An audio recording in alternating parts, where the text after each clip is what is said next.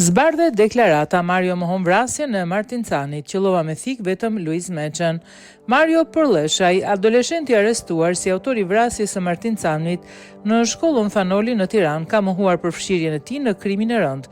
Përmes avokatit të tij Përlleshaj, i tha gjykatës se ka goditur vetëm Luiz Meçen që mbeti plagosur në ngjarje.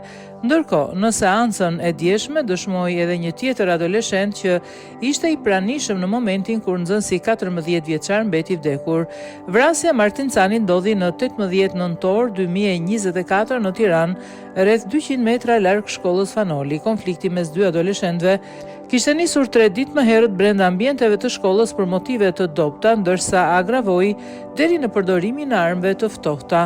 Sipas dinamikës që doli nga hetimet, Martincani dhe shoku i tij 14 vjeçar, që ai e kishte thirrur për mbështetje nga Sauku, ishin mbi trupin e autorit duke u përleshur kur i dyshuar i goditi me thik.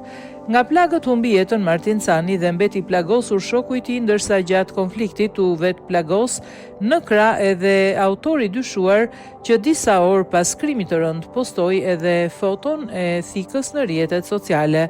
Mbi të miturin rëndon akuza e vrasjes në rrethana të tjera cilësuese, një vepër penale që i rrezikon atij deri në 17 vjet heqje lirie.